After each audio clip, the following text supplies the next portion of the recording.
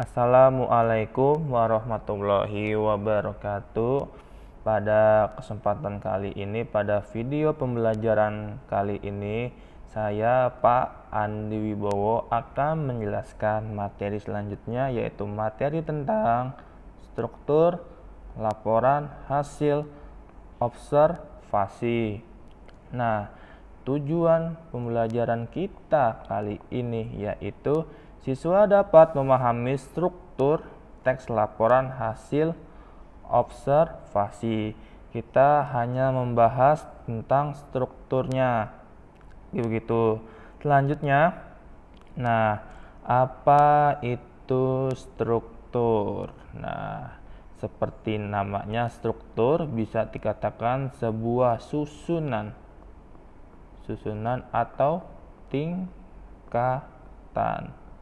Bisa dari yang terendah hingga yang tertinggi, bisa juga yang dari tertinggi sampai yang terendah. Tetapi untuk struktur laporan hasil observasi ini, biasanya dalam teks laporan hasil observasi terdapat strukturnya yang sudah ditetapkan. Jadi tidak asal untuk membuat laporan hasil observasi. Biasanya di paragraf pertama, kedua, dan ketiga itu mempunyai strukturnya masing-masing. Lalu, apa saja struktur laporan hasil observasi?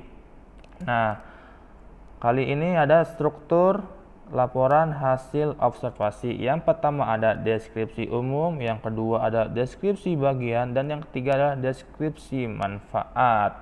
Nah, saya akan menjelaskannya satu persatu. Yang pertama ada deskripsi umum. Biasanya di dalam deskripsi umum atau di dalam teks laporan hasil observasi itu terdapat deskripsi umum. Nah, biasanya deskripsi umum ini atau struktur deskripsi umum ini berada di paragraf pertama. Nah, biasanya dia menjelaskan gambaran umum sebuah objek.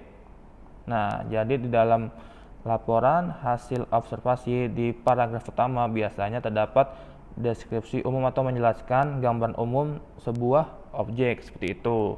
Lalu yang kedua ada deskripsi bagian. Nah, di dalam sebuah teks laporan hasil observasi untuk struktur deskripsi bagian itu berada di paragraf kedua. Nah, biasanya di paragraf kedua ini lebih menjelaskan detail dari sebuah objek. Jadi tadi kalau misalkan deskripsi umum hanya menjelaskan gambaran umum sebuah objek, tetapi deskripsi bagian ini dia menjelaskan detail sebuah objek dan biasanya ada di paragraf kedua untuk deskripsi bagian. Lalu yang ketiga ada deskripsi manfaat. Nah, biasanya di dalam sebuah teks laporan hasil observasi itu deskripsi manfaat berada di paragraf ketiga. Biasanya ini menjelaskan manfaat sebuah objek yang diobservasi. Nah, jadi untuk yang poin ketiga ini atau deskripsi manfaat berada di paragraf 3 atau di paragraf paling terakhir di dalam teks laporan hasil observasi, seperti itu.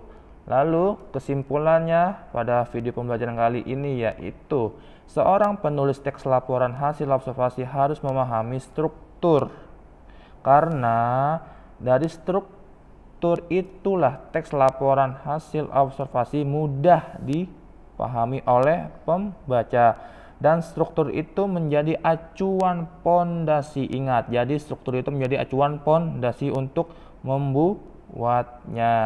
Demikian video pembelajaran kali ini. Semoga kalian memahami materi tentang struktur laporan hasil observasi. Terima kasih.